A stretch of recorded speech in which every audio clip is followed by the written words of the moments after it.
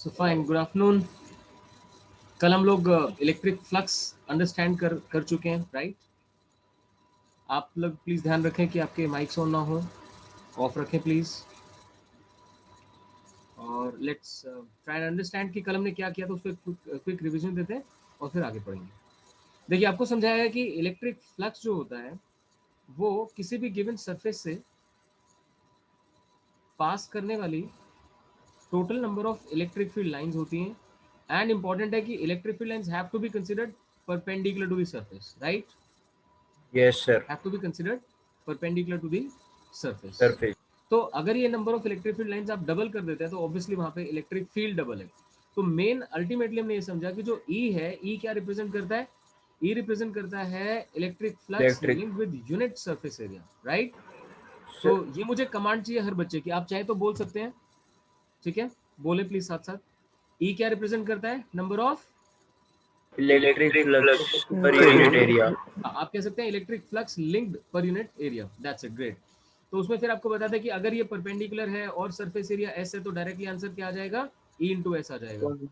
और अगर by chance ये परपेंडिकुलर ना होके ऐसे किसी एंगल पे हो, थीटा एंगल पे, तो हम क्या करते हैं? फिर इधर वाला कॉम्पोनेंट लेते हैं, that is ES cos theta. बहुत बढ़िया, शाबाश क्रिश। तो E cos theta into S बन जाता है, that is E S cos theta, जिसको लिख सकते हैं ई डॉट एस। S.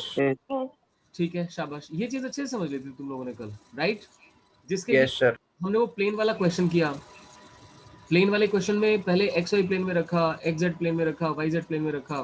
तो अब आपका एक इमेजिनेशन बन जाना चाहिए कि जब भी कहते हैं एक्स वाई प्लेन तो उसका परपेंडिकुलर जाता है कौन से डायरेक्शन में? एक्स वाई का K cap. के कैप में, शाबाश। और क्या बोलते हैं, एक्स वाई की बजाय अगर मैं एक्स जेड कंसिडर करूं तो उसका कहाँ जाता है? J cap. J cap में जाता है, एग्जैक्टली, बहुत बढ़िया। और अगर हम वाई जेड बोलते हैं तो I cap. I cap I hope ये वाली बातें आपको अच्छे से समझ में आ गई थी। उसके बाद क्या मैंने उसको 45 डिग्री पे इंक्लाइन किया था? Yes, sir. करवाया था सर आपने। yes sir करवाया था। तो वो मैं एक बार फिर से आपको क्लियर कर देता हूँ। हाँ ठीक है कनिष्का, वो मैं फिर से क्लियर कर देता हूँ कि आप जैसे ही प्लेन को ऐसे किसी एंगल पे लेके आते हो, and that was 45 in that case, तो इलेक्ट्रिक फील्ड तो इधर थी और सरफेस का नॉर्मल इधर आ गया। तो आपने क्या करना है, या तो सरफेस का परपेंडिकुलर इफेक्टिव पार्ट लेना है या फिर इलेक्ट्रिक फील्ड को इधर रिजॉल्व कर लेना है। तो रिजॉल्व करके हमारा ई कॉस 45 आ गया था। तो ई मेरे ख्याल से 20 थी, 20/√2 ऐसे करके आंसर आया था, ध्यान है? Yes, sir. चलो बहुत बढ़िया। तो इसके बाद भी कोई क्वेश्चन करवाया था मैंने आपको? क्यूब करवाया होगा, सिलेंडर Yes sir आपने। yes sir तो देखो सिलेंडर वाला भी करवाया था एक। मेरे हिसाब से भी एक प्रॉपर रिवीजन हो जानी चाहिए आपकी कि हमने क्यूब पढ़ा था। क्यूब में जिन फेसेस के इलेक्ट्रिक फील्ड परपेंडिकुलर होती है वहीं पे फ्लक्स बन रहा था। बहुत ही इंपॉर्टेंटली हमने ये समझा था कि when electric field lines enter into a surface, flux becomes, बताएं जरा, पॉजिटिव या नेगेटिव? नेगेटिव।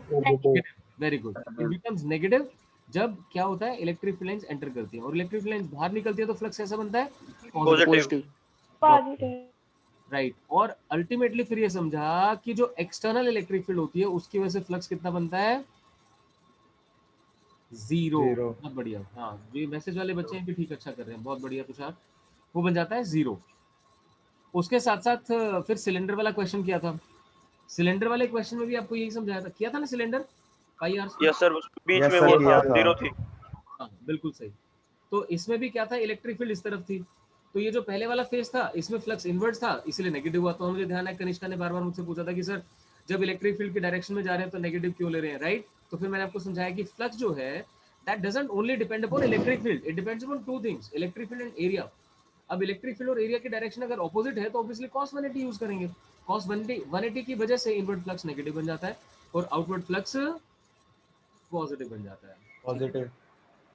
उसके बाद ये वाला जो सरफेस था कर्व्ड वाला, इस कर्व्ड सरफेस के इलेक्ट्रिक फील्ड हो गई थी पैरेलल, जिसकी वजह से फ्लक्स आया था जीरो, ठीक है। अब जो टोटल फ्लक्स आया, टोटल फ्लक्स वो फिर से कितना आ गया? जीरो आ गया। यहाँ मैंने फिर वो एग्जांपल दिया था कि ये आपका हेड है, राइट? और यहाँ से मैं बोल के इलेक्ट्रिक फील्ड जनरेट कर रहा हूँ। अब ये इलेक्ट्रिक फील्ड जितनी एंटर करती है उतनी ही बाहर निकल जाती है। हाँ, इसके थ्रू बाहर निकल जाती है। तो इसीलिए नेट फ्लक्स कितना बन जाता है, 0। That was just to make you understand. और उसी में परीक्षित ने कहा था कि सर हमारे पास भी चार्ज है, राइट, हमारे पास भी तो दिमाग है भाई, हम भी तो काम करते हैं, तो उसकी वजह से अपनी इलेक्ट्रिक फील्ड लाइंस बाहर की तरफ बनेगी। अगर आपका दिमाग पॉजिटिव चलता है और अगर आपका दिमाग नेगेटिव चलता है तो कहाँ बनेगी, inwards. Inwards. So that totally depends upon you. आप पॉजिटिव थिंक करें तो आप फ्लक्स देंगे दुनिया को, और नेगेटिव थिंक करें तो दुनिया से फ्लक्स सिर्फ लेंगे। चलो आई एक्सपेक्ट कि आप सब पॉजिटिव थिंक कर रहे हैं। चलिए इसके बाद एक इंपॉर्टेंट क्वेश्चन करवा रहा हूँ। जो बच्चा ये वाला क्वेश्चन बिल्कुल सही करके देगा उसको 100 रुपीज़ का प्राइज है। और मैंने इस बार ये डिसाइड किया कि ऐसे मैं बहुत सारे क्वेश्चंस करवाऊंगा और फिर ये इकट्ठे करते रहेंगे, जिसके जितने हो जाएंगे उसको बाद में उतना ही फीस में डिस्काउंट हो जाएगा, ठीक है। तो देखते हैं, क्वेश्चन इज लाइक दिस। मैं फिर से एक सिलेंडर बना रहा हूं, करें साथ साथ। एक सिलेंडर बना रहा हूं, सिलेंडर की जो रेडियस है दैट रेडियस इज आर, लेकिन इस बार ओरिजिन यहां पर है, देखिए ध्यान से, ये वाई एक्सिस, ये एक्स एक्सिस, और यहां पे ओरिजिन है, राइट। लेंथ एल है। Electric field is given by, electric field is given by E naught I cap for x greater than equal to 0, and it is equal to minus E naught I cap for x less than 0। ध्यान से देखें और समझ के करने की कोशिश करें। एक सिलेंडर कंसिडर किया है जिस सिलेंडर की लेंथ L है, रेडियस R है। इसके बिल्कुल सेंटर में ओरिजिन कंसिडर किया हमने। जहां पे ओरिजिन कंसिडर किया है उससे, देखिए ध्यान से, उससे आगे की तरफ, उससे आगे की तरफ इलेक्ट्रिक फील्ड है E नॉट I कैप, और ओरिजिन से ये देखिए x less than 0, x less than 0, electric field है minus E not I cap.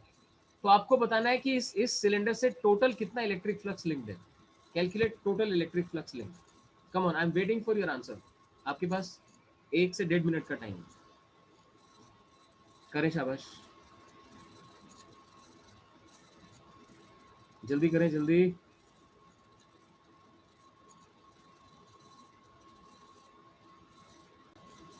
सो देखिए सभी, what was to be understood in this question, ये वाला जो रीजन है यहाँ पे इलेक्ट्रिक फील्ड आगे की तरफ है, देख सकते हैं ऐसे है इलेक्ट्रिक फील्ड। कारण क्या है, यहाँ से समझो, E not I cap that means in x direction.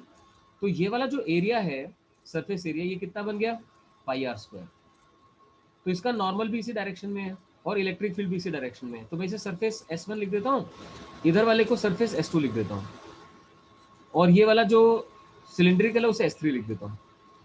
तो phi1 यानी फर्स्ट सरफेस पे कितना फ्लक्स आ रहा है, that's equal to my dear E not into area.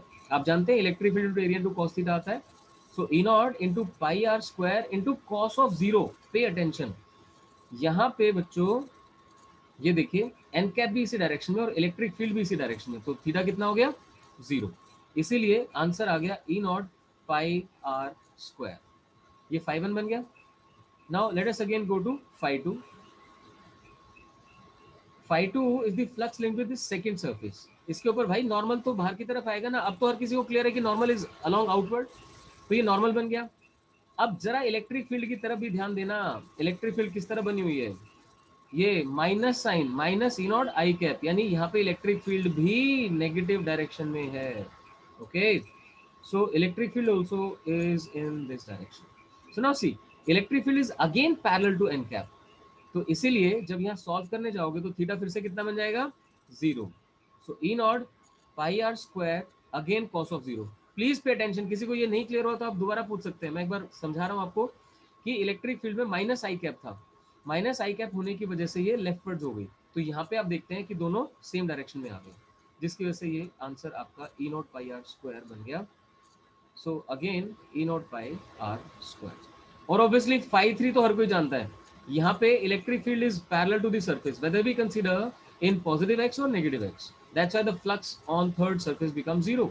now dear, total flux निकालने के लिए हम क्या करते हैं, दोनों फ्लक्स लिंक या तीनों फ्लक्स लिंक को ऐड करेंगे, phi1 plus phi2 plus phi3। phi3 तो ऑलरेडी 0 था, इन दोनों का सम किया तो क्या आंसर आया, देखो खुद से, it comes out to be twice of E not pi r square. ठीक है, तो देखें क्या ये आंसर अर्नव का था क्या? Let's see. सबसे पहले ये आंसर आया है अर्नव का, इसने देखो क्या लिखा है 2e पाई आर स्क्वायर। तो बिल्कुल, सो आज के विजेता हैं अर्नव कुमार। कॉन्ग्रेचुलेशन अर्नव। ठीक है, आगे चलते हैं। तो ये मैंने एनसीईआरटी बेस्ड क्वेश्चन करवाया आपको, which is important from the point of view कि इसमें बच्चे को आइडेंटिफाई करना पड़ता है कि इसे देख के कि भाई इलेक्ट्रिक फील्ड इधर इस सरफेस के भी आउटवर्ड है, इस सरफेस के भी आउटवर्ड है, इसीलिए दोनों का इलेक्ट्रिक फ्लक्स पॉजिटिव आता है और अल्टीमेटली आंसर आता है। अब मैं आपको टाइम दे रहा हूं, आप में से किसी को इस क्वेश्चन में कोई भी डाउट है तो काइंडली रेज हैंड, आप पूछ सकते हैं। नंदेश, वंश, कनिष्का, सर एक बार 2 फ्लक्स बता दो। ओके, क्रिश एंड नंदेश ध्यान से देखना, आई ट्राई टू एक्सप्लेन। ये देखिए ध्यान से, अब तो कर्सर दिख रहा है ना आपको? आई ट्राई कि मैं इसको यूज करता रहूंगा। देखो बच्चों, इलेक्ट्रिक फील्ड को लिखा गया है ई नॉट आई कैप, यानी कि electric field I cap direction में है कब? जब x greater than equal to 0 है, क्योंकि ये ओरिजिन है तो इसके इधर ही तो x ग्रेटर देन 0 है ना। तो इस वाले रीजन में जहां मैंने ग्रीन शो किया है, electric field positive x direction में है। और यहाँ देखो minus E not I cap यानी नेगेटिव x डायरेक्शन में, कब? जहां x लेस देन 0 है। तो इसके लेफ्ट में x लेस देन 0 है, इसीलिए इलेक्ट्रिक फील्ड नेगेटिव डायरेक्शन में। तो बच्चों को यहाँ पे थोड़ी सी दिक्कत आती है, लेकिन अब यहाँ ध्यान दोगे ना नंदेश, अब आ रहा है सामने नेगेटिव डायरेक्शन आ गई, तो इसका मतलब लेफ्ट में आ गया, तो यहाँ भी आउटवर्ड हो गया। बस अब मुझे ये चेक करना है कि इनवर्ड है कि आउटवर्ड है। यहाँ भी आउटवर्ड, यहाँ भी आउटवर्ड। आई होप क्रिश आपको भी क्लियर हो गया। सो नेट फ्लक्स कितना आ गया? देखो E not pi r square plus E not pi r square, that is twice of E not pi r square. Sir ये बोलो फाई टू पॉजिटिव कैसे हुआ सर? बेटे, यहाँ ध्यान से देखना, जो पूछो उसका आंसर करते रहना क्रिश। क्या electric field negative x direction में है? Yes sir. क्या नॉर्मल भी नेगेटिव एक्स डायरेक्शन में है? हम एंगल किस किस के बीच में देखते हैं? इलेक्ट्रिक फील्ड और नॉर्मल के बीच में। क्या एंगल 0 आ रहा है दोनों के बीच में? ठीक ठीक है, यस सर, ठीक है सर, ठीक है ठीक है ठीक। बिल्कुल आप पूछ सकते हैं, कोई दिक्कत नहीं। ठीक है बच्चों, I hope everyone is now comfortable, हर एक को समझ में आ गया। और मैं जब क्लास खत्म करूंगा ना, तो ये जो फ्रेम्स हैं, ये फ्रेम्स आपको एग्जैक्टली ऐसे ही दिखा दूंगा ताकि आप स्क्रीनशॉट्स ले लेना इनके। ठीक है, जो बीच में लेना चाहे आपकी मर्जी है, बट अभी एक बार चलने देते हैं। ठीक है बच्चों, अब मेरा नेक्स्ट क्वेश्चन मैं ले रहा हूँ, एक जैसे कटोरी होती है ना जिसमें दाल डालते हैं, सब्जी डालते हैं, कटोरी बेसिकली हेमिस्फीयर होती है। तो ये बना रहा हूँ एक हेमिस्फीयर, और इस हेमिस्फीयर में ये वाला पार्ट जो नीचे आप देख रहे हो ना, ये खाली है, इस पार्ट में कुछ नहीं है, ये देखिए। ठीक है, इस पार्ट में कुछ नहीं है, ये वाला पार्ट खाली है, और यहाँ ये पूरा फील्ड है जैसे कि कटोरी होती है। अब इसमें आपको इलेक्ट्रिक फील्ड प्रोवाइड कर रहा हूँ, देखिए जरा। फर्स्ट पार्ट में the electric field is like this, E is the electric field which is directed as shown in the figure. Got it? आपको बताना है अगर इसकी रेडियस r है तो इस हेमिस्फेरिकल पोर्शन से कितना फ्लक्स लिंक्ड है। लिखें प्लीज, क्वेश्चन लिखें। Calculate electric flux, phi E लिख दिया करो directly. Calculate electric flux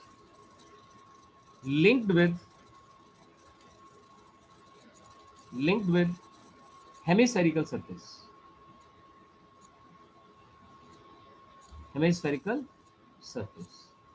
So I'm waiting for your answer. Try and give. ये हेमिस्फेरिकल सरफेस है पूरा, ऐसे करके बना सकते हैं। देखो ये हेमिस्फेरिकल दिख रहा है आपको, और ऐसे करके इलेक्ट्रिक फील्ड आ रही है, तो कितना फ्लक्स बनाएगी सर? हाँ जी, pi r square by 2। Okay, anyone else? Sir E pi r square by 2। Okay, anyone else? Sanya try करो, Aditya, Ishi, Japan, Prabhjot, come on, try to give your answer. इनके भी सर ई भी आएगा, सॉरी। हाँ sir E pi r square by 2। भाई, तुषार का answer सही है, तुषार ने लिख के भेजा हुआ है सही आंसर। सर वो ये बोलना भूल गया था मैं। आंसर है 0। भाई साहब ध्यान से देखो, मैं एक बार 0 बोल सर रहा हूँ। वो है पैरेलल सर पैरेलल हो गया सर, ठीक है ठीक हाँ, है ठीक है। तो देखते हैं पैरेलल। रेडियस के देखते सर। पैरेलल की बात नहीं है, ये देखो इस हेमिस्फेरिकल सरफेस में जितनी लाइनें यहाँ से एंटर करेंगी उतनी लाइनें यहाँ से बाहर निकल जाएंगी। वो खोपड़ी वाला एग्जांपल ध्यान नहीं है क्या? बाहर से इलेक्ट्रिक फील्ड आई, जितनी एंटर हुई उतनी बाहर निकल गई। ये जो इलेक्ट्रिक फील्ड है जितनी इस सरफेस में एंटर करेगी उतनी वही तो लाइनें बाहर निकलेंगी। यस और नो? यस और no? Yes, sir. Yes sir. तो सीधा yes sir. Electric flux entering this surface is equal to electric flux leaving this surface, so net flux becomes 0।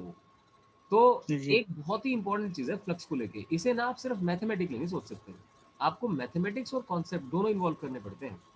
अब कॉन्सेप्ट क्या है, आपको देखना होता है अभी फील्ड लाइंस अगर पैरेलल है तो फ्लक्स 0 हो गया, है ना। जितनी फील्ड लाइंस एंटर कर रही हैं अगर उतनी ही निकल रही हैं तो भी फ्लक्स 0 हो गया। सो काइंडली राइट डाउन, लिखिए total electric flux linked is 0।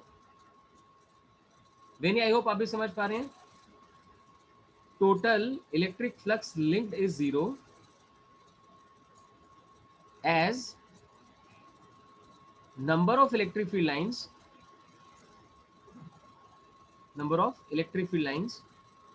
entering is equal to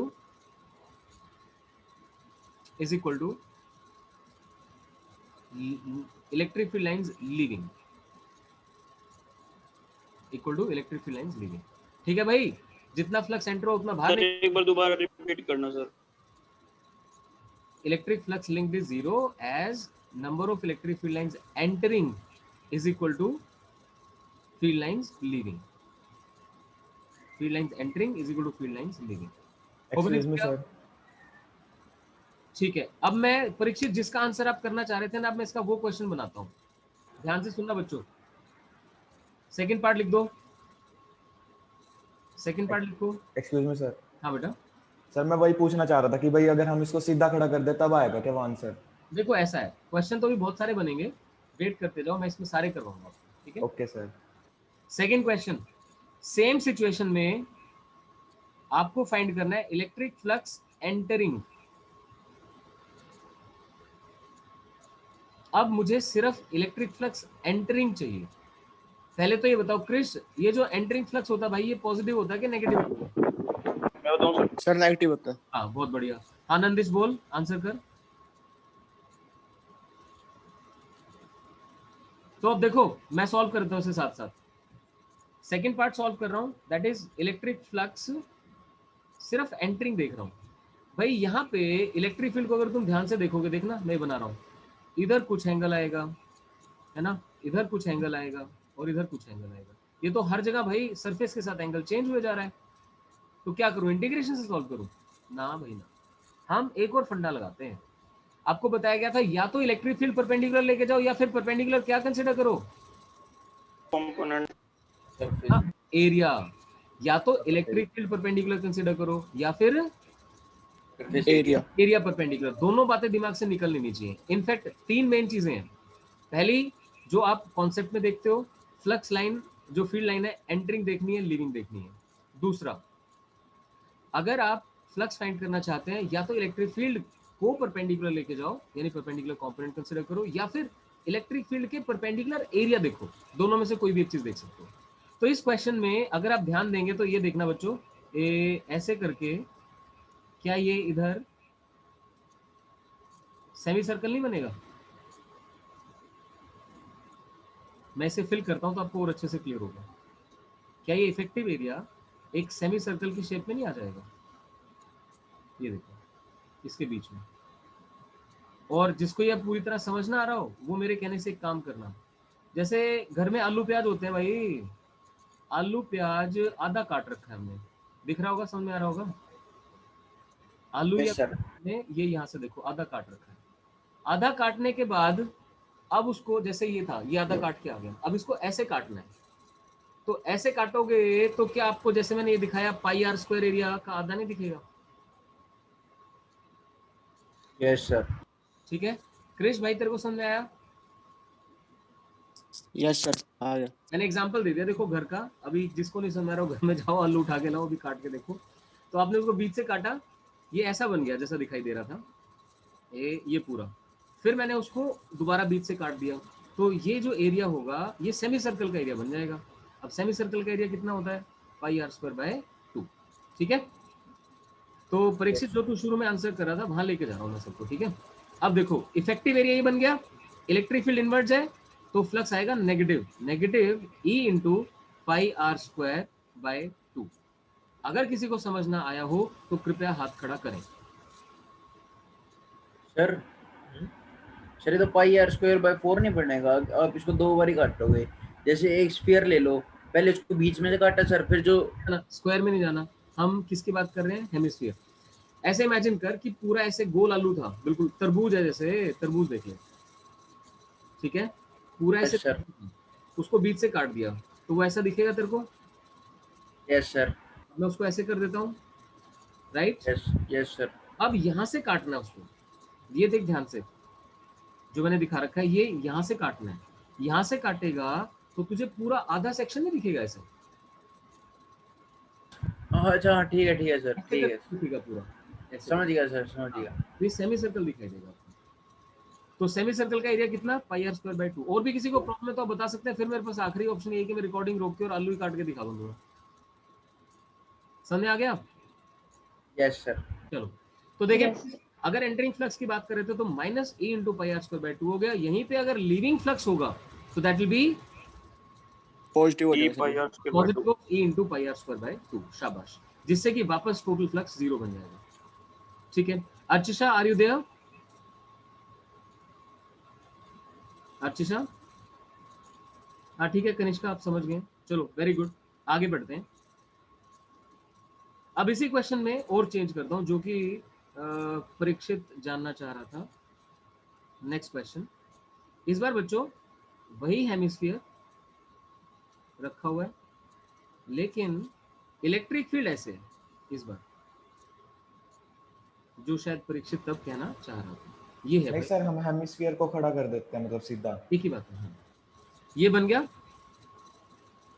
अब इधर से इलेक्ट्रिक फील्ड है और इसकी रेडियस है फिर से r। तो आपको बताना है, लिखें question, calculate electric flux leaving the hemispherical surface. Hemispherical surface. I repeat what I'm saying. आपने कटोरी को ऐसे रख दिया, जैसे ऐसे तो दाल सब्जी डालते हैं, उसको उल्टा कर दिया ऐसे। अब नीचे से इस तरफ से इलेक्ट्रिक फील्ड लाइंस आ रही है। इलेक्ट्रिक फील्ड की वैल्यू E है और इसकी रेडियस R है। आपको बताना है कि टोटल फ्लक्स इस हेमिस्फेरिकल पोर्शन को ये ऊपर वाले पोर्शन को कितना फ्लक्स क्रॉस करेगा। Come on, I am waiting for your answer, get going. E into pi r square, Aman Hussain, very good. E into pi r square, very good. इस बार तो बहुत सारे बच्चों के आंसर आ रहे हैं, सही है। That means you are now able to visualize it, that is what I wanted. Very good, excellent. देखिए फिर से, मैं एक काम करता हूँ, एक सेकंड दो, ये तो मैं दिखा ही सकता हूँ ना तुम्हें। देखो जरा, ये जैसे बाउल आ गया, इधर से खाली है लेकिन हम ऐसे कर रहे हैं और यहाँ से इलेक्ट्रिक फील्ड कंसिडर कर रहे हैं। तो अब क्या करना है, इलेक्ट्रिक फील्ड यहां से देखने लगोगे तो इसके ऊपर अलग अलग एंगल्स आएंगे, लेकिन मैं क्या करता हूँ, इफेक्टिव एरिया लेता हूँ। इफेक्टिव एरिया कैसे समझ रहा हूँ, देखना, इसके ऊपर ढक्कन लगा दूं तो बंद हो गया, है ना। ये जो ढक्कन का एरिया है, इसने सारी इलेक्ट्रिक लाइंस रोक ली, यानी कि इसके लिए इफेक्टिव एरिया है सिर्फ ये circular part, this circular part is the effective area. अब इसका एरिया कितना बन गया, बोल के बताएं। पाई आर स्क्वायर। That's it. चलो, घर से पढ़ाने का फायदा तो हुआ। तो समझ सकते हैं आप आराम से। देखें, अब जो फ्लक्स आएगा my dear, that will be electric field into pi r square, this will be, got it.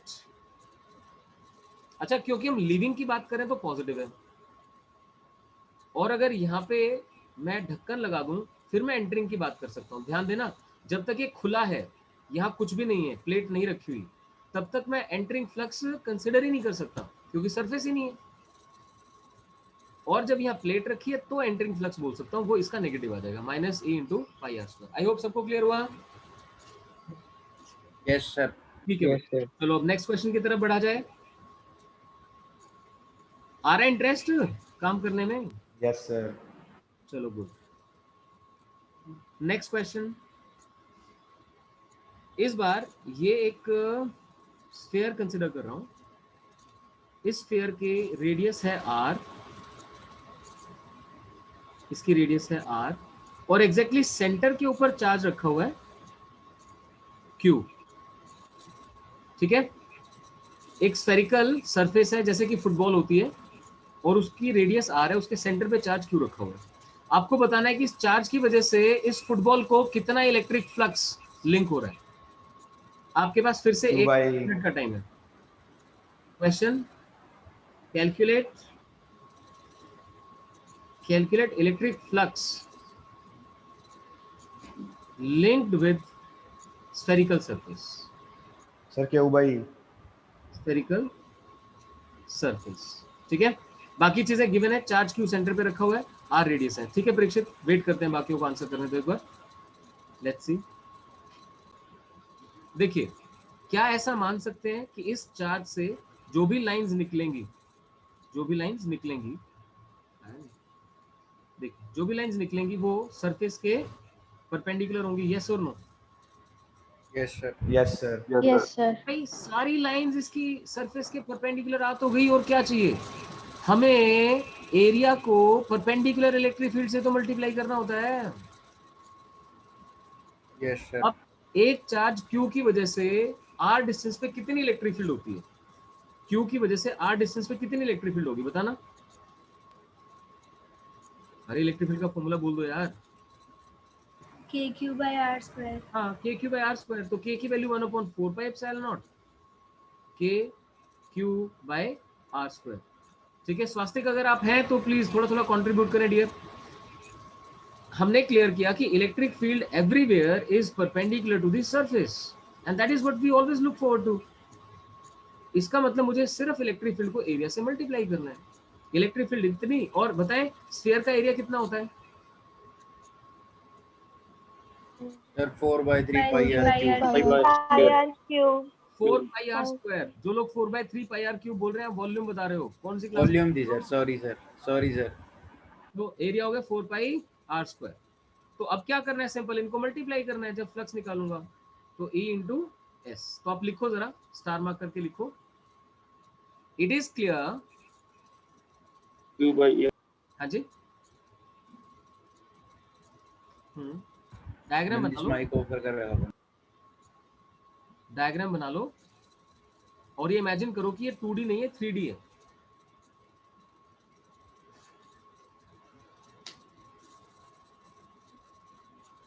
Okay, अब देखें,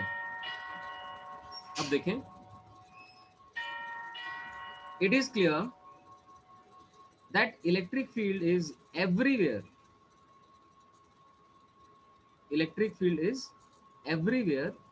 perpendicular to the surface,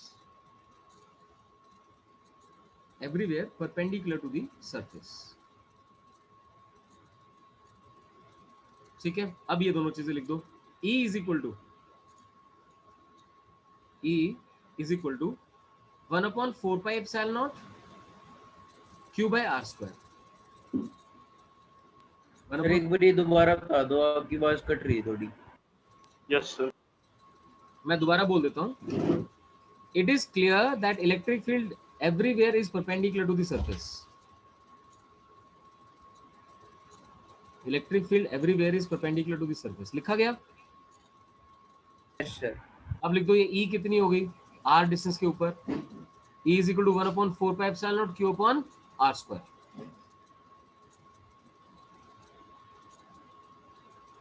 ठीक है, और एरिया लिख दो। एरिया कितना स्फीयर का? 4 pi r. 4 pi r square. तो अब फ्लक्स निकालेंगे तो सीधा इलेक्ट्रिक फील्ड इनटू एरिया आ जाएगा क्योंकि परपेंडिकुलर है हर जगह।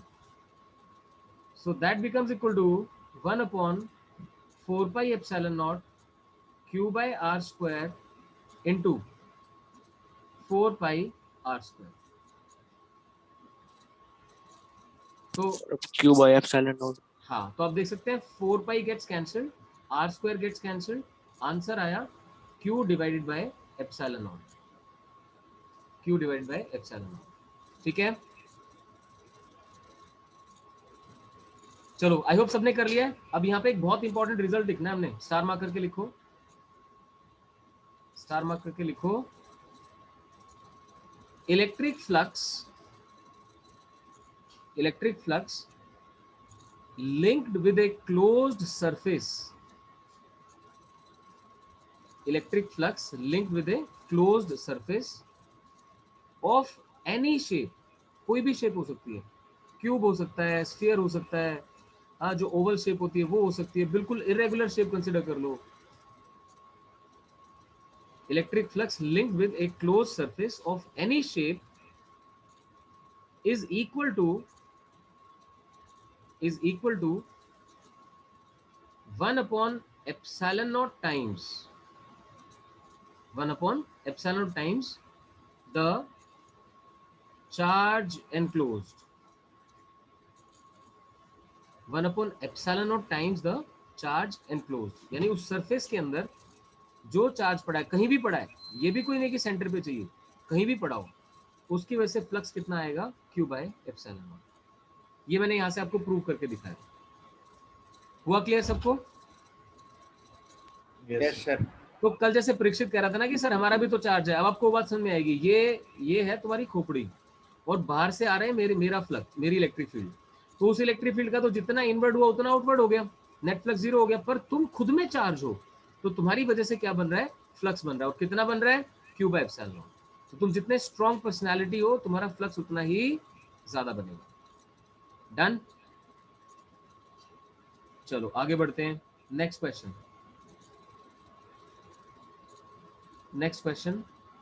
इस बार मैं ऐसे करके ना 2 स्फीयर कंसिडर कर रहा हूं।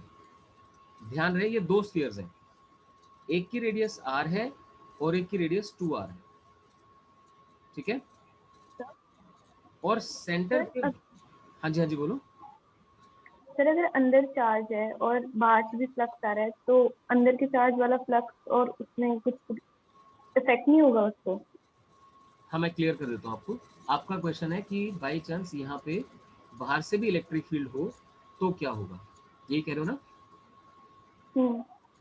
तो अगर आप क्लोज सरफेस का टोटल फ्लक्स निकालना चाहोगे, ध्यान देना, क्लोज सरफेस का टोटल फ्लक्स, तो डियर बाहर वाली इलेक्ट्रिक फील्ड का तो 0 ही हो जाएगा, जितना एंटरिंग होगा उतना लीविंग होगा, तो उसका इफेक्ट अल्टीमेटली 0 आने वाला ही है। बचा कौन, अंदर वाला चार्ज, तो वो हमने सीख लिया। ऐसे में सिर्फ अंदर वाला चार्ज कंट्रीब्यूट करता है और उसका फ्लक्स बन जाता है Q by epsilon। अब तो क्लियर है? Yes sir. ठीक है, नेक्स्ट क्वेश्चन पे आए जरा। ये बना हुआ है, सर आपकी वॉइस क्रैक हो रही सॉरी है, वॉइस क्रैक हो रही थी आप। अब कोई नहीं, बीच में थोड़ी बहुत हो रही है वो, बस जब ये प्रॉपर ऊपर वाला हो जाएगा ना इसका नेट का, तब दिक्कत खत्म हो गई। देखिए जरा, Q चार्ज सेंटर पे रखा हुआ है जैसा कि आप देख पा रहे हैं, इसकी वजह से 2 स्फीयर्स कंसीडर कर रहे हैं हम, एक की रेडियस r है, एक की रेडियस 2r है। इन दोनों को कितना फ्लक्स लिंक करेगा? सर एक बार आपकी तो बिल्कुल ही आवाज बंद होगी सर बीच में। Yes sir. Yes sir. 1 minute रुको मुझे, सर सिस्टम हैंग हो गया था। अच्छा कोई बात नहीं, अब क्लियर है? अब समझे जरा क्वेश्चन को, देखिए ध्यान से। एक Q चार्ज रखा है, स्फीयर है रेडियस r का, दूसरा स्फीयर है रेडियस 2r का। आपको बताना है कि दोनों से कितना कितना फ्लक्स लिंक्ड है, मतलब आपको फर्स्ट सरफेस सेकंड सरफेस दोनों का फ्लक्स बताना है, φ1 कितना होगा और φ2 कितना होगा। परीक्षित आप आंसर नहीं करेंगे, वेट करेंगे बेटा, let others answer. Okay sir. या करना चाहते हो तो लिख के कर सकते हो, बोल के नहीं करना। चलिए अब तो आवाज ठीक आ रही है, समझ में आ रहा है आपको, करके बताएं। इस चार्ज Q की वजह से दोनों को कितना कितना फ्लक्स लिंक हो रहा है, φ1 एंड φ2, बताइए शाबाश। सर सेम ही है दोनों का, बहुत Q by epsilon बड़ी naught। तो सेम है। Yes sir. सेम है। सेम कैसे पता लगा? सर सेम है। क्रिश बोल। सर बीच में पड़ा है। सर वो क्लोज एंड क्लोज सरफेस है ना दोनों। हाँ एनक्लोज सरफेस है सर। बहुत बढ़िया। अभी अभी जो सीखा था उसी का तो रिजल्ट है ये। अभी यही सीखा था भाई, कोई भी क्लोज सरफेस है उसमें कितना फ्लक्स बनेगा, charge enclosed upon epsilon not. तो भाई चाहे ये छोटे वाला कंसीडर करो चाहे बड़े वाला करो, दोनों में चार्ज तो सेम ही है। तो बिल्कुल सही आंसर किया आपने। phi1 will be q by epsilon naught as well as phi2 will be q by epsilon naught। तो कोई अगर मुझसे रेशियो पूछे कि भाई छोटे वाले स्फीयर और बड़े वाले स्फीयर में जो फ्लक्स बना 1:1 आएगा सर। आ जाएगा 1:1। That's it. चलो एक्सीलेंट, बहुत बढ़िया बहुत बढ़िया। इसको मैं एक तरीके से और बताना चाहता हूँ, आप ध्यान से सुनना कि सर जितनी फील्ड लाइंस इस चार्ट से निकलनी है वो अंदर वाले को भी क्रॉस करेंगी और बाहर वाले को भी क्रॉस करेंगी। कोई ऐसा तो है नहीं कि बाहर वाले तक जाते जाते फील्ड लाइंस बढ़ जाएंगी, वही फील्ड लाइंस क्रॉस करेंगी उसको भी। इसीलिए total number of field lines दोनों में सेम है, तो फ्लक्स भी सेम है। ये कॉन्सेप्ट था। Hope it's clear. Yes sir. चलो अब एक क्वेश्चन दे रहा हूं, देखते हैं सबसे पहले कौन आंसर करेगा। Next question from my side.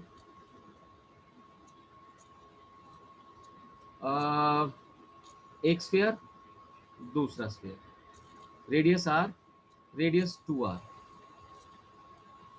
Radius r and 2r। और बच्चों यहाँ पे चार्ज रखा हुआ है 2 माइक्रोकूलम। मैं कलर चेंज कर देता हूँ। यहाँ रखा हुआ है 2 माइक्रोकूलम और यहाँ रखा हुआ है -4 माइक्रोकूलम। ठीक है, दो चार्ज रख दिया मैंने, एक यहाँ और एक यहाँ, देख सकते हैं आप। तो अब क्या करना है, इसका सरफेस का और इस सरफेस का फ्लक्स निकालना है। phi1 कितना होगा और phi2 कितना होगा।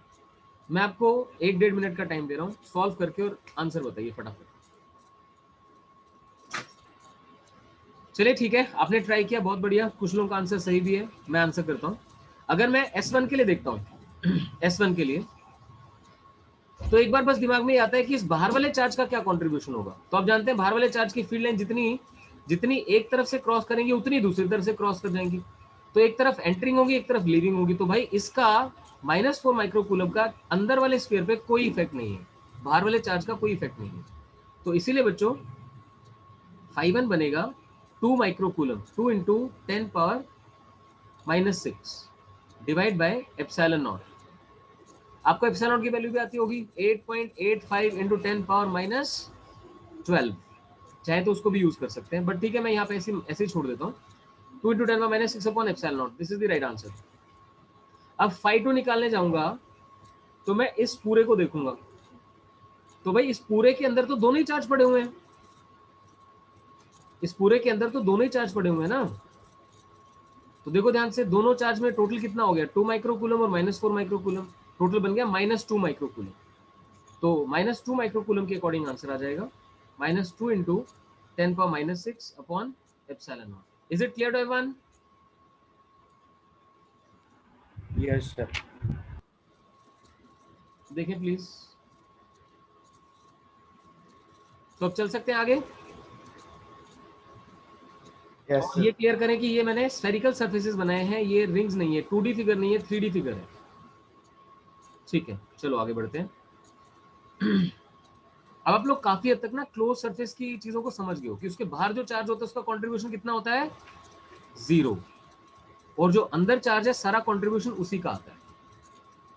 तो let us now do Gauss theorem, जिसके ऊपर बहुत मतलब ये बहुत ही इंपॉर्टेंट थ्योरम है, जिसके ऊपर क्वेश्चन आता ही आता है। लिखिए जरा, गॉस थ्योरम। गॉस थ्योरम, कुछ लोग इसको गॉस लॉ भी बोलते हैं, गॉस लॉ और गॉस थ्योरम। आप इसकी मैथमेटिकल स्टेटमेंट पहले लिख दें, ऐसे क्लोज बनाना और यहां लिखना सरफेस। हाँ पुष्पांजलि बोलो। और अगर चार्ज मतलब सरफेस के आधा सरफेस पे और थोड़ा सा सरफेस के बाहर ऐसे कंसिडर करें तो। Very good, good question. जब मैं ये गॉस थ्योरम करवाऊंगा तो उसका आंसर मिल जाएगा आपको, ठीक है। Very good. तो देखो हम बार बार बोल रहे थे ना, अंदर का चार्ज भी बाहर का चार्ज भी, तो इसके दिमाग में बिल्कुल सही क्वेश्चन आया। आप उसमें एक चीज और भी ऐड ऑन कर सकते हैं कि सर अगर चार्ज सरफेस के ऊपर ही पड़ा हो और दूसरा कि भाई कुछ चार्ज अंदर है कुछ चार्ज बाहर है, एक लाइन ऑफ चार्ज होती है जैसे, तो वो सब करवाऊंगा, don't worry. So E dot ds is Q divided by epsilon not. इसमें मैं स्पेसिफिकली ऐसे लिख देता हूँ, Q enclosed upon epsilon not. लिखिए जरा कॉपी में साथ साथ। आप समझ सकते हैं E डॉट ds का इंटीग्रेशन करने से मुझे फ्लक्स मिलेगा। तो एक सरफेस पे, और ये जो सिंबल बनाया ना मैंने ये वाला, ये किसके लिए, क्लोज सरफेस। तो क्लोज्ड सरफेस पे जो टोटल इलेक्ट्रिक फ्लक्स बनेगा that is equal to 1 upon epsilon not times the charge enclosed. यही हमें स्टेटमेंट लिखनी है। लिखिए प्लीज, लिखिए शाबाश। टोटल इलेक्ट्रिक फ्लक्स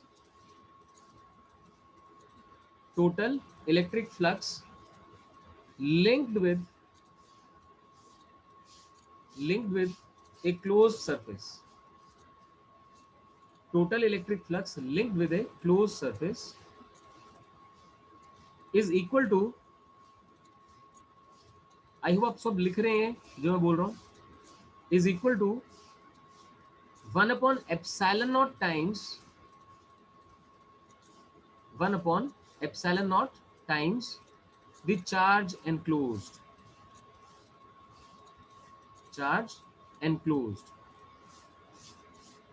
ठीक है, ये थी गॉस थ्योरम, जिसका ये मैथमेटिकल पार्ट आपको भूलना नहीं है, हमेशा साथ लिखना है। वेक्टर साइन लगाना नहीं भूलना, डॉट लगाना नहीं भूलना, ठीक है। सर ये सिंबल इंटीग्रेशन के लिए यूज करा हुआ है ना क्लोज सरफेस की? क्या कह रहे हो, सिंगल इंटीग्रेशन? ये जो सिंबल आपने बनाया इंटीग्रेशन विद अ सर्कल, हाँ, ये सिंबल है इंटीग्रेशन का, और बीच में सर्कल जो लगाया वो दिखा रहा है कि क्लोज सरफेस की बात कर रहे हैं। Okay sir. हाँ, इंटीग्रेशन का ही सिंबल है। चलो आगे बढ़े। अब देखिए, अब हमें क्या करना है, गॉस थ्योरम को पहले प्रूव करना है, फिर ये सीखना है कि गॉस थ्योरम कब और कहाँ अप्लाई करते हैं, इसमें ये चीजें क्या क्या है, ये क्या क्या रिप्रेजेंटेशन है। तो लिखे अपनी कॉपी में स्टार मार्क करके लिखें। लिखिए electric field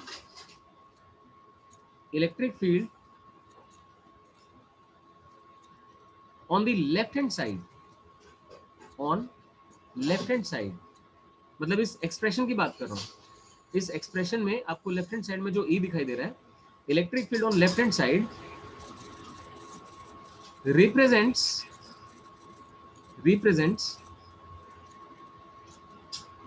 resultant electric field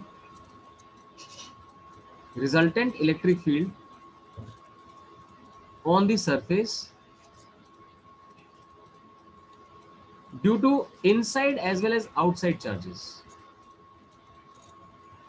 Resultant electric field on the surface due to inside as well as outside charges.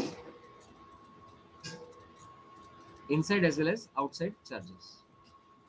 ठीक है, तो बहुत जरूरी है इसको समझना।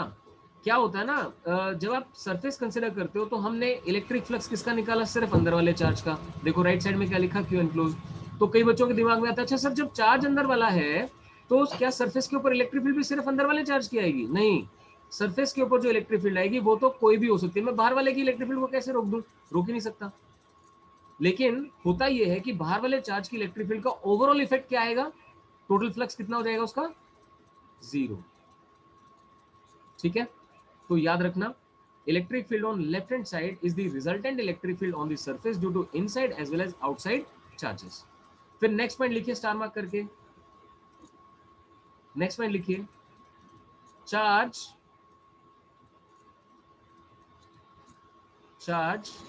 appearing on right hand side, charge appearing on right hand side is only the charge enclosed, is only the charge enclosed. enclosed समझते हो, उसके अंदर जो पड़ा हुआ है, enclosed by surface। ठीक है, तो प्लीज पहले इसको समझे, अप्लाई तो तभी कर पाएंगे ना। लेफ्ट हैंड साइड में जो इलेक्ट्रिक फील्ड ई दिखाई दे रही है, ये नेट इलेक्ट्रिक फील्ड है, अंदर और बाहर वाले चार्जेस सबका कंट्रीब्यूशन कंसिडर करके। और राइट हैंड साइड में जो आपको चार्ज दिखाई दे रहा है, सिर्फ और सिर्फ कहाँ का चार्ज है, अंदर का। तो हर बच्चे को क्लियर होना चाहिए कि सर ने बाहर वाले चार्ज को क्यों कंसिडर नहीं किया। कोई बताएगा क्यों कंसिडर नहीं किया? क्योंकि उसका फ्लक्स जीरो हो जाता है। बहुत बढ़िया, हर किसी को क्लियर होना चाहिए। एक्सीलेंट, चलो आगे बढ़ते हैं। लिखिए प्रूफ ऑफ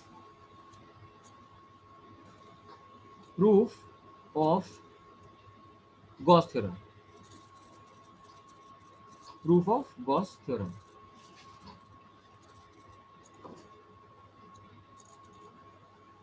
तो आप ऐसे करके एक स्फीयर बना लीजिए।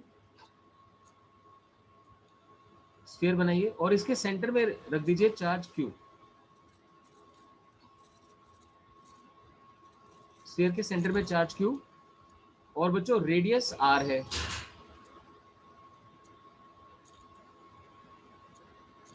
ये मैं इलेक्ट्रिक फील्ड लाइन बना रहा हूं ऐसे। एक सेकंड।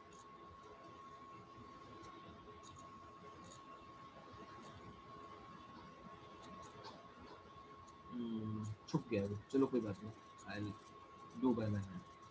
ये मैं इलेक्ट्रिक फील्ड बना रहा हूं ऐसे बाहर की।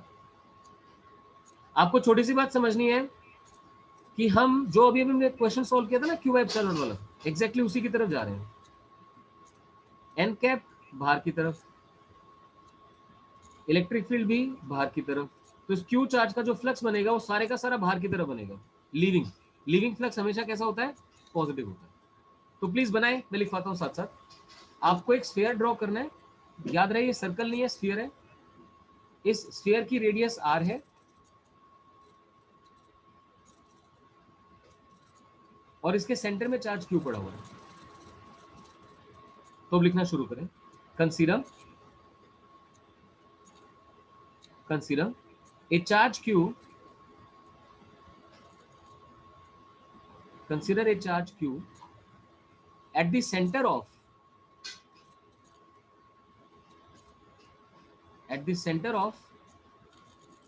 a sphere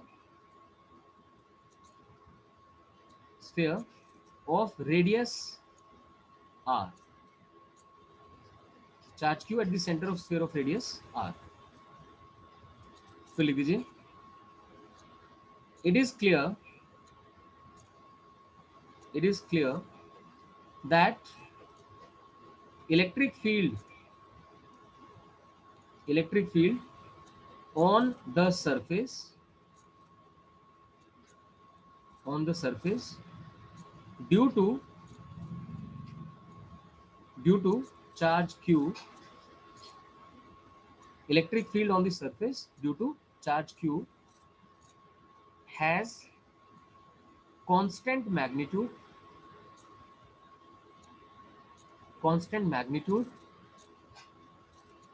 and is directed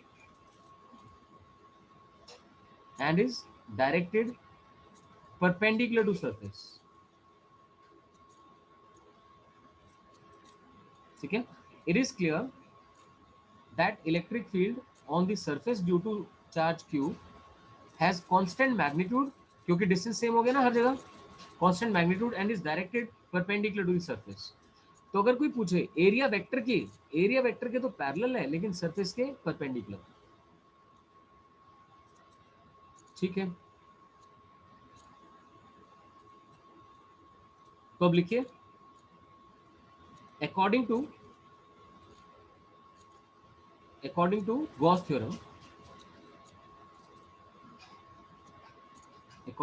theorem, फिर ये स्टेटमेंट डाल दो, E dot d s is equal to charge enclosed upon epsilon not. हमें इसको प्रूव करके दिखाना है, तो E dot d s over the close surface is equal to Q enclosed upon epsilon not. हम कहां से शुरू करें? लेफ्ट हैंड साइड से। लिखें लेफ्ट हैंड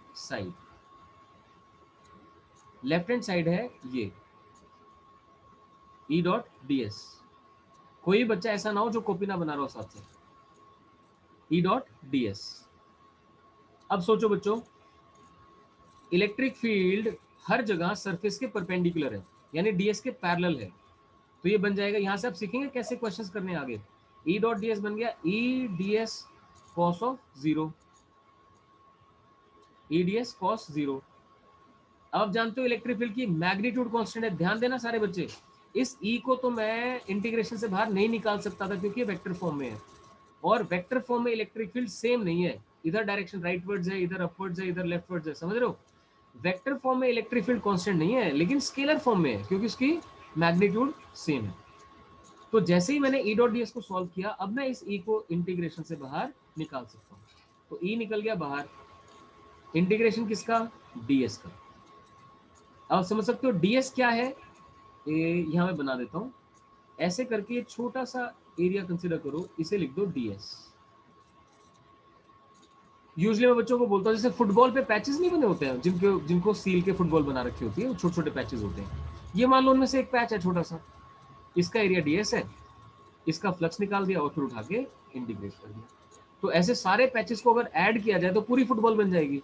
यानी आप में से कोई बोल के बताएगा, जो ये हम देख रहे हैं इंटीग्रेशन ऑफ ds, ये कितना आएगा?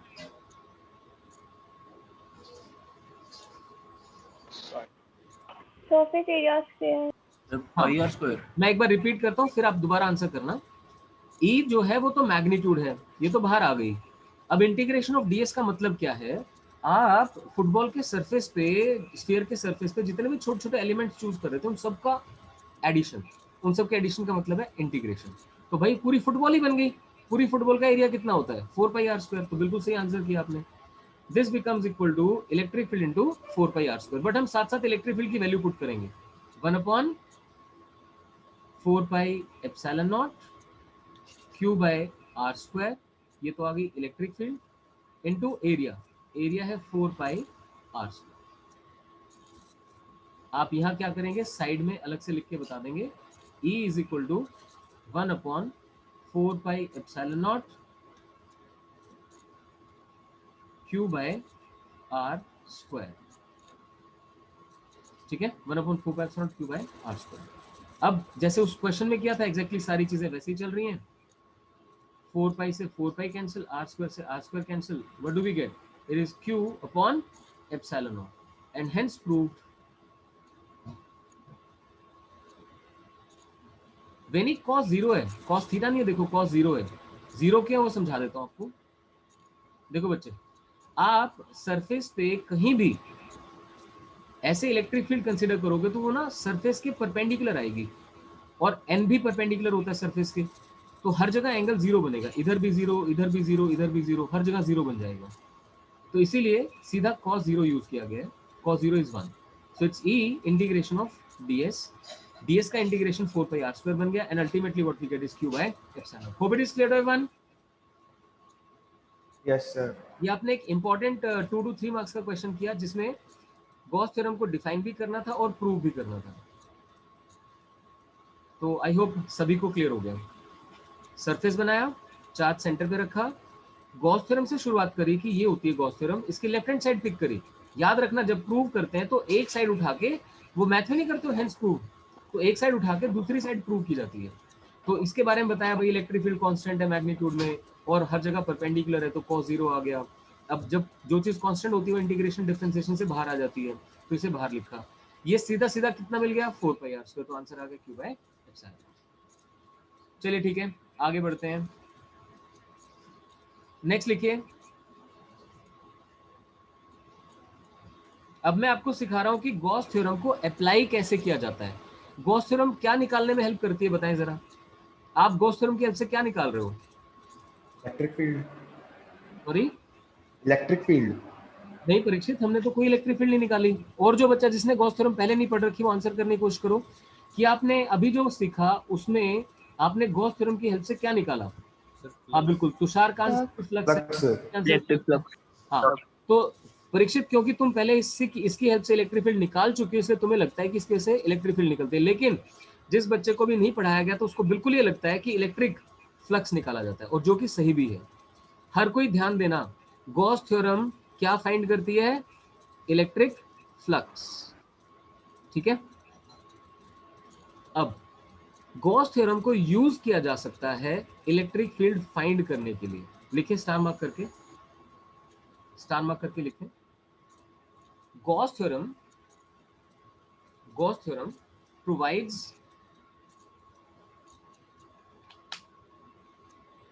provides electric flux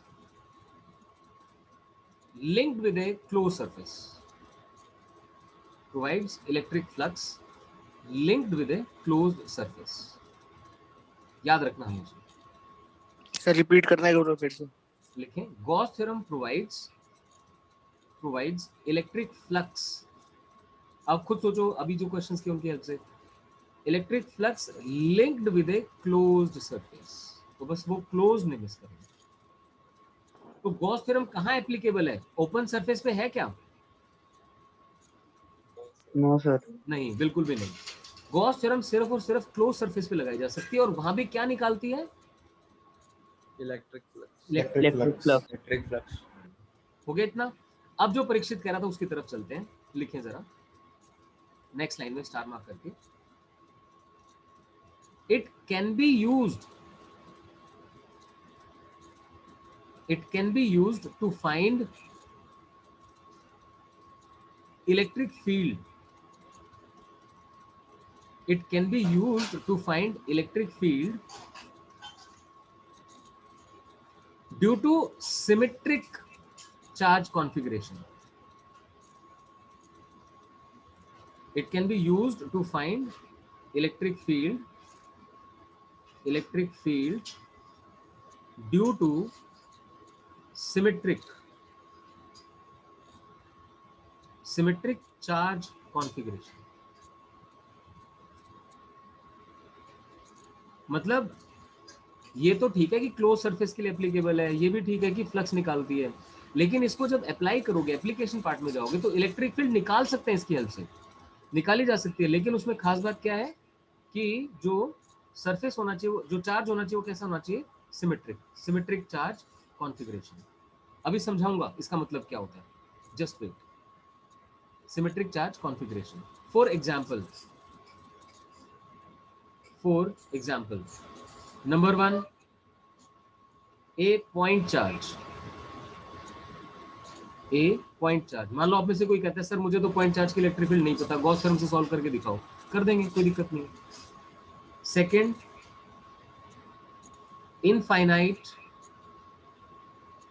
infinite line of charge. Sir आपकी वॉइस क्रैक हो रही है। ओके, मैं दोबारा बोल देता हूँ। पहला ए पॉइंट चार्ज, दूसरा इनफाइनाइट लाइन ऑफ चार्ज। मैं साथ साथ इसीलिए लिख रहा हूँ कि कहीं थोड़ी बहुत दिक्कत हो तो आप इसे पढ़ के लिख सकें। Infinite line of charge. And third one, infinite sheet of charge. Infinite sheet of charge. ठीक है, तो एक point charge, infinite line of charge, infinite sheet of charge. और फोर्थ आ जाओ, spherical distribution of charge. Spherical distribution of charge. तो mainly हमें इन पे concentrate करना है। एक पॉइंट चार्ज की वजह से कितनी इलेक्ट्रिक फील्ड होती है, इनफाइनाइट लाइन ऑफ चार्ज की electric field, infinite sheet of charge की electric field, spherical distribution of charge, ये सब सिमेट्रिक काउंट होते हैं। यहाँ पे गॉस थ्योरम अप्लाई की जा सकती है। साथ साथ एक ऐसा एग्जांपल लिखवाता हूँ जिसमें आपने जितना मुझसे अभी तक पढ़ा है ना, उसमें से कोई एक चीज आप ढूंढ के बता सकते हो कि सर इसके लिए क्या गॉस थ्योरम लगाई जा सकती है कि नहीं लगाई जा सकती है, पूछना चाहो तो मैं ये एक्सपेक्टेशन बोलो शाबाश। कोई क्यूब हो फिर। ओके, देखो ध्यान से। हेमिस्फीयर। ओके, एक कॉन्फ़िगरेशन जो कि सिमेट्रिक नहीं बन पाएगी, एक्सीलेंट वेनी डायपोल लिख दें। It cannot be applied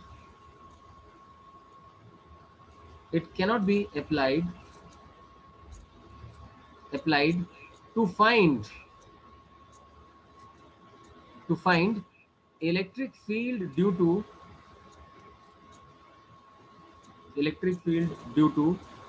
N electric dipole.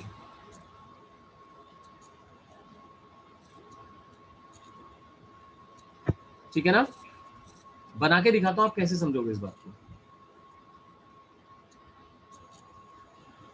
जैसे ही मैंने स्फीयर बना दिया, इस स्फीयर के अंदर अगर मैं एक इलेक्ट्रिक डायपोल बना दूं, जैसे -q + q, अब यार अगर सिंगल चार्ज सेंटर में रखा हो तब तो मैं सॉल्व कर लूं, मतलब ऐसा नहीं कि गॉस थ्योरम एप्लीकेबल नहीं है, फ्लक्स तो निकलेगा, कोई बताएगा मुझे।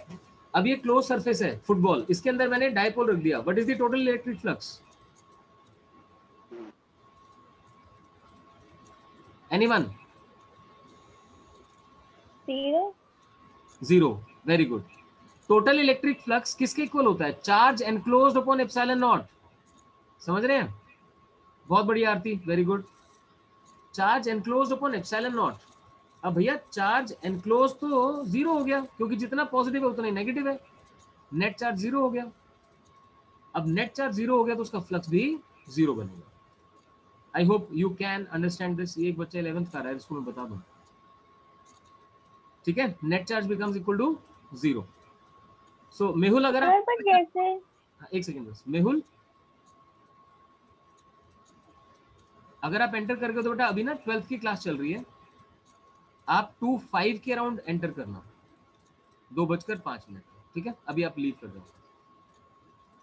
तो बाकी देखें ध्यान से, हम इलेक्ट्रिक डायपोल की बात कर रहे हैं। यहां से ये नेगेटिव चार्ज और पॉजिटिव चार्ज, नेट चार्ज कितना? 0। तो गॉस थ्योरम के अकॉर्डिंग इसको कितना फ्लक्स लिंक करेगा? 0। बट इनकी वजह से मैं इलेक्ट्रिक फील्ड फाइंड करने के लिए यूज नहीं कर सकता। क्यों नहीं कर सकता यार? एक डायपोल की जो इलेक्ट्रिक फील्ड है वो यहाँ अलग होगी, यहाँ अलग होगी, यहाँ अलग होगी, कहाँ तक इंटीग्रेशन करूंगा? वो कर पाना मुश्किल हो जाएगा। अब बोल सकते हैं कोई कुछ पूछना चाहता है तो। सर जैसे आपने उसमें लिखा हुआ है infinite sheet of charges, infinite line of charges, तो Yeah. इसमें काफी डायपोल्स की पॉसिबिलिटी होगी। ये हम लोग करेंगे अभी, मतलब आप वेट कर लो इसकी, ये हम लोग धीरे धीरे करेंगे, just wait for that, right? Just wait for that. अभी सिर्फ ये देख लो, मैंने यहाँ पे आपको एक आइडिया दिया, कल करेंगे इसे। आज आपको एक आइडिया दिया कि किन किन चीजों पे अप्लाई कर पाएंगे और किस पे बिल्कुल नहीं कर पाएंगे।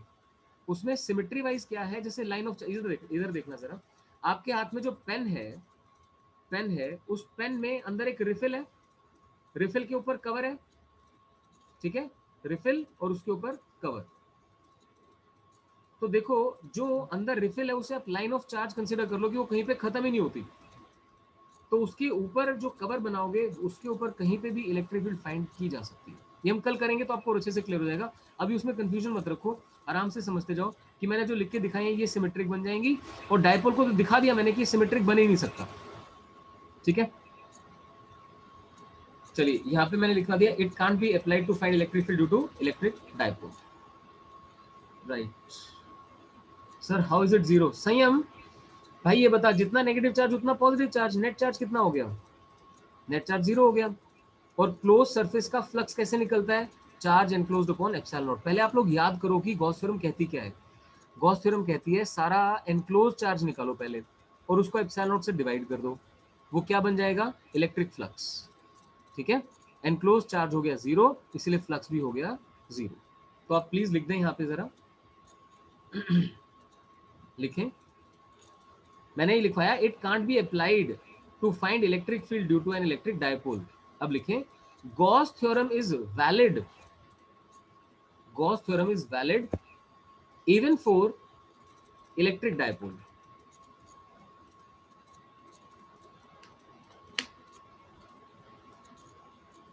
Gauss theorem is valid even for electric dipole as the flux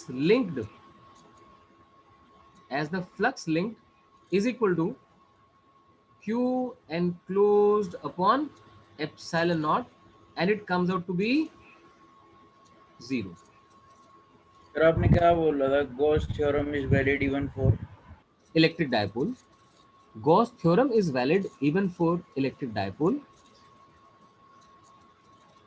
as के बाद ये लिख दो, as flux क्या होता है? Charge enclosed upon epsilon naught, और चार्ज एनक्लोज कितना बन गया 0। तो इस सरफेस का जो इलेक्ट्रिक फ्लक्स है वो कितना आ गया 0 आ गया। लेकिन मैं आपको ये बता रहा हूं कि हम डायपोल की वजह से यहाँ इलेक्ट्रिक फील्ड नहीं फाइंड कर पाएंगे, बस वो आपको धीरे धीरे कल की क्लास में समझ में आ जाएगा। अब एक और क्वेश्चन का आंसर करना। जैसे यहाँ पे तो मैंने ये स्फेरिकल बनाया था, अगर मैं ऐसे करके, जैसे चद्दर होती है ना घर में, वो चद्दर को पूरा ऐसे कवर कर दिया, रजाई या चद्दर को, और इसके अंदर मैंने यहाँ पे चार्ज रख दिया 2 माइक्रोकूलम, यहाँ पे चार्ज रख दिया 7 माइक्रोकूलम, यहाँ पे चार्ज रख दिया -3 माइक्रोकूलम। तो क्या इसके लिए अब गॉस थ्योरम एप्लीकेबल है, यस और नो? यस सर, क्योंकि क्लोज सरफेस है। हाँ। Yes sir. तो आपको तो एक ही चीज पे ध्यान देना है यार, क्लोज सरफेस है कि नहीं है, इसका मतलब गॉस थ्योरम वैलिड है, सीधी सी बात। अब गॉस थ्योरम क्या कहती है कि इसका जो टोटल फ्लक्स आएगा वो आएगा charge enclosed upon epsilon nought. अब देखो कितना चार्ज एनक्लोज्ड है यहाँ पे, देख सकते हो sir 6 microcoulomb. 6 microcoulomb. 3 is 6 microcoulomb. तो इसीलिए फ्लक्स सीधा सीधा बन गया 6 × 10⁻⁻6 अपॉन एप्सिलॉन नॉट। कोई भी परेशानी नहीं है, वो डायरेक्टली निकलेगा। तो क्या मैं आपको ये समझा पाया अभी गॉस थ्योरम क्या है और कैसे कहाँ वैलिड होती है? Yes sir. अब आपको मुझे सिखाना है कि इसको अप्लाई कैसे करते हैं, ठीक है ना। गॉस थ्योरम को अप्लाई करने के लिए सबसे पहले एक क्लोज्ड सरफेस बनाना होता है। जो भी मैं आपको अभी करवाऊंगा उसके बीच में क्वेश्चंस मत पूछना, एक बार उसे कवर होने देना। लिखिए शाबाश, लिखिए to apply Gauss theorem, to apply Gauss theorem we first draw a closed surface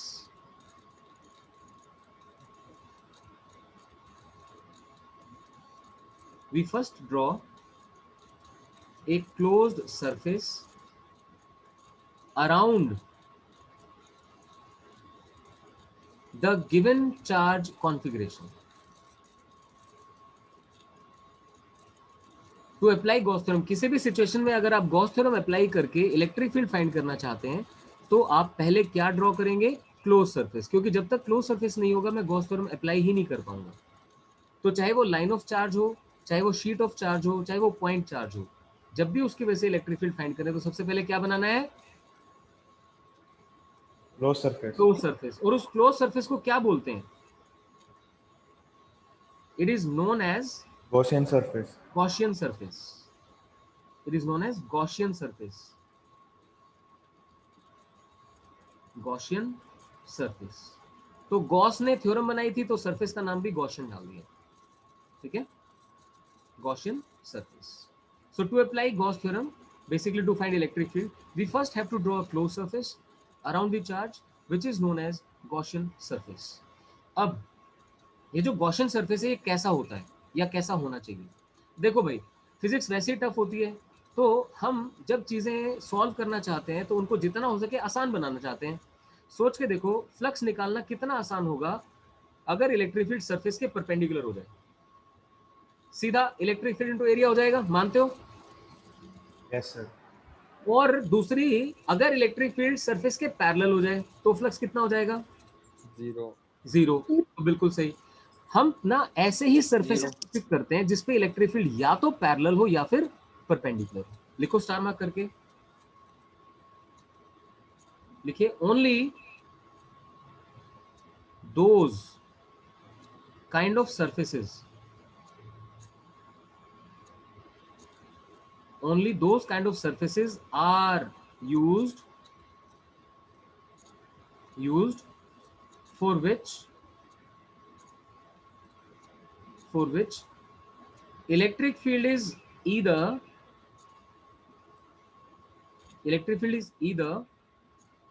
parallel or perpendicular.